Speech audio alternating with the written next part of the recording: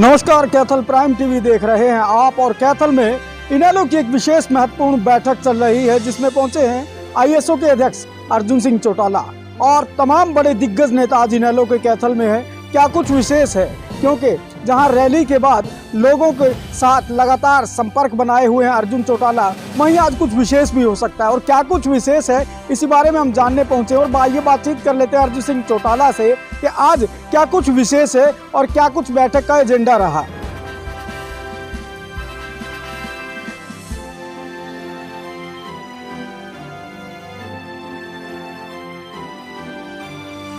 हरियाणा प्रदेश का जो फाइनेंशियल जो सिचुएशन है 2 लाख करोड़ के कर्जे में है।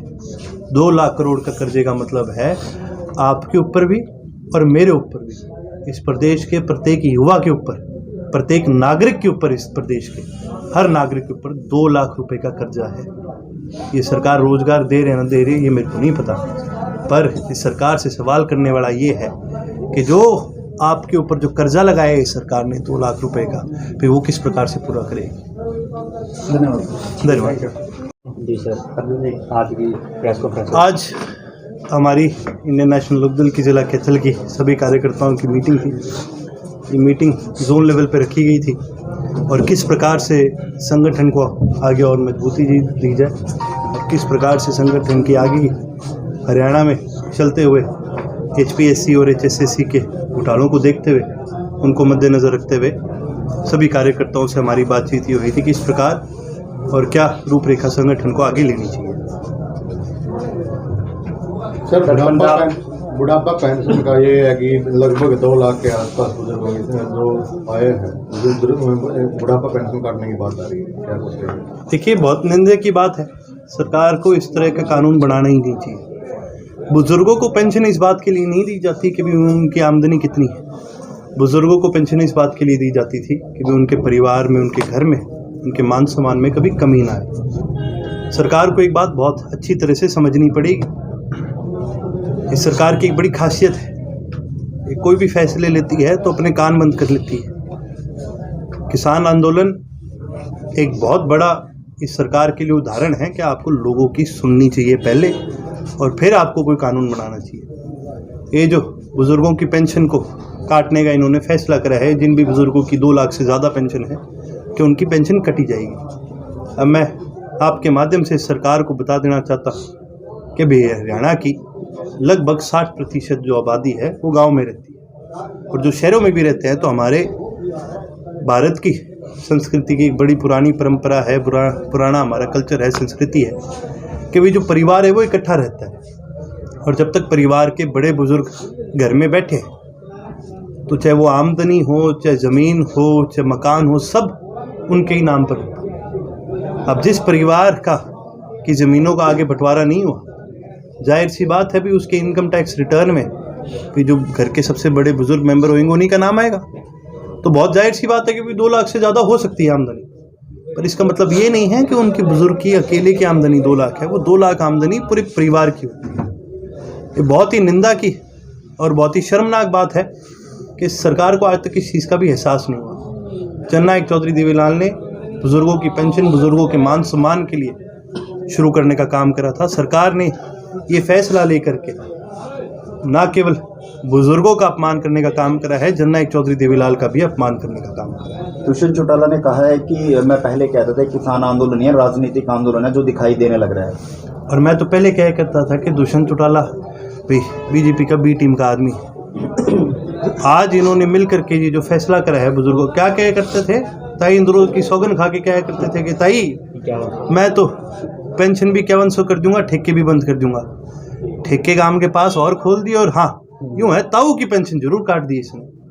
तो ये जो बात करते हैं किसान आंदोलन की, इनसे ज़रा ये तो पूछो, अगर इतना ही आपको लग रहा था ये ढकोसला है तो फिर क्यों भी आपने कानून वापस लिए। और भैया अगर कोई किसान संगठन भी चुनाव लड़ना चाहता है तो ना तो उनके पास ये ताकत है कि वो रोक दे किसी को, ना आप में है ना मेरे में। ये ताकत केवल और केवल जनता के पास है। उनको जवाब जनता देने का काम करेगी, आपका काम जवाब देना नहीं है। अगर आपने जवाब देना है तो पत्रकारों के बजाय इस प्रदेश की जनता को जवाब दीजिए। जो आपकी सरकार में इतने घोटाले हुए, जो आपके डिपार्टमेंट में इतने घोटाले हुए उनका जवाब देने का काम कीजिए। पारिवारिक होने की बात चल रही है बार बार, क्या एक तारीख को कह रहे हैं बात कब नहीं होती जी, रोज कोई ना कोई आके कोई बात कर देता है। तो जैसे कि हमने पहले भी ये बात कह रखी है और चौधरी ओम प्रकाश चौटाला जी ने ये साफ बात कह रखी है, जो पार्टी के गद्दार हैं उनकी पार्टी में कोई जगह नहीं। तो उनके द्वारा अब तक कहा नहीं गया पारिवारिक होने के कारण? किन के द्वारा? अजय चौटाला के। कहाँ के हमने? आपके आगे क्या होगा जी, हमारे आगे परिवार में अजय चौटाला ने भी बयान दिया है कि बोला है कि जनवरी में वो भी हो जाएगा अगर ओम प्रकाश चौटाला जी चाहेंगे। आप एक चीज देखिए, अजय चौटाला जी का या जजपा का ले लो, इनके मौसम के साथ साथ बयान भी बदलते हैं। ये क्या कह रहे थे कि भी जब कृषि कानून आए हैं इनके अंदर संशोधन हो जाएगा, हटेंगे नहीं, हट गए तो वाह मोदी जी क्या गिफ्ट दे दिया आपने हमें। जब परिवार अलग हो रहा था तो चौटाला साहब हमारे आदरणीय हैं, और जब चुनाव लड़ने की बात है तो नाक रगड़ाने की बात कहने लगे। तो इनके तो जी मौसम के साथ भाषण भी बदलते हैं, इनके मौसम के साथ बयान भी बदलते हैं। अभी जो मौसम है जजपा के लिए बहुत गर्मा गर्मी का मौसम चल रहा है, तो इनको चाहिए कि भी कोई थोड़ा सा हमें सहारा मिल जाए। तो क्या लगता है सर आपको ऐसे बयान क्यों दे रहे हैं? तो आप बताओ, आपने देखा होगा गांव में इनका क्या हाल है। जब इनके नेताओं को कोई चाहता नहीं, जब इनका विरोध इतना हो रहा है, तो भाई वो तो फिर कहीं ना कहीं अपनी पुरानी गलतियों को मानेंगे। फोटो वायरल कर रहे हैं सर चौटाला साहब के साथ। मैं कहता हूँ एक चीज बताओ जी, आप भी अपने दादाजी से मिलते होगे, पैरों के हाथ लगाते होगे जी, आपने करी कभी वायरल? क्या जरूरत ऐसी पड़ गई कि भाई ये फोटो भी वायरल करनी पड़ रही है? क्या जरूरत ऐसी पड़ गई कि ऐसी तरह के टैग लगाने पड़ रहे हैं? ये सारा इनका रोज का ही काम है। इन्होंने और कुछ नहीं, इन्होंने तो एक राजनीति करनी है, इन्होंने तो एक शोबाजी करनी है, और ये आज से नहीं करते आ रहे, पहले से करते आ रहे हैं। और यही चीज़ें हैं जो किसी भी संगठन को ना तो पसंद है ना। आप ग्राउंड पे काम करो, लोग अपने आप आपके साथ लगेंगे, आपको ये सब हथकंडे करने की फिर जरूरत नहीं पड़ेगी। इनेलो पंजाब में अपना रोल हमेशा अदा करती रही, अब की बार इलेक्शन देखिए जी, ये फैसला चौधरी ओम प्रकाश चौटाला जी का है, चौधरी अभय सिंह जी का है। कार्यकर्ता होने के नाते हमारी जो जिम्मेवारी लगाएगी हम उसको पूरी तरह से निभाने का काम। सरकार ने सर यूनिवर्सिटियों को लेकर एक बड़ा फैसला लिया जिसमें विधानसभा में भी काफी हंगामा हुआ, तो ISO जो छात्र इकाई है क्या कुछ करेंगे सर? देखिए जी, हमारी जो छात्र इकाई है, हमने इनका कॉलेज लेवल पर इसका विरोध करने का भी काम करा है। साथ ही साथ छात्र इकाई ने गवर्नर से भी टाइम मांगने का काम किया था, पर उस समय गवर्नर साहब ने हमें टाइम नहीं दिया था। लेकिन हम आज भी इस फैसले के खिलाफ है। यूनिवर्सिटी की जो एक ऑटोनॉमी है वो हमारे देश के एजुकेशन सिस्टम का एक बहुत बड़ा हिस्सा है, और जब आप किसी भी यूनिवर्सिटी की ऑटोनॉमी को छीनने का काम करते हो तो आप उस एजुकेशन सिस्टम को कॉम्प्रोमाइज़ करने का काम करते हो। ये कोई छुपी हुई बात नहीं है कि प्रत्येक यूनिवर्सिटियों के अंदर जो ये वाइस चांसलर लगाए गए हैं ये ज़्यादातर RSS के आदमी हैं, और जिस प्रकार से ये अब इन यूनिवर्सिटीज़ के अंदर फेरबदल करने का काम कर रहे हैं, ये हमारे देश के एजुकेशन सिस्टम को कॉम्प्रोमाइज़ भी करने की कोशिश कर रहे हैं और हमारे देश के इतिहास को बदलने की भी कोशिश कर रहे हैं। पर इसका पूर्ण रूप से हमारा छात्र संगठन, हमारा युवा संगठन और हमारी जनरल बॉडी तीनों ही इसके विरोध में है, क्योंकि ऐसे डिसीजन से ना केवल देश के आज के युवा पे फर्क पड़ता है, पर ऐसे फैसलों से देश के आने वाले कल के युवा पर भी फर्क पड़ता है। सर, इलाहाबाद उपचुनाव में लगातार किसान नेता गुरनाम सिंह चढ़ूनी की जो वहाँ भूमिका रही, लगातार इनेलो के निशाने पर रहे, लेकिन अब एक राजनीतिक पार्टी का गठन किया है सर, क्या कहेंगे? देखिए, वो तो चढ़ूनी साहब से आप पूछे तो क्या उनके मन में मंशा थी, वो क्लियर कर देंगे आपको। भाई हमारे मन में जो बात थी,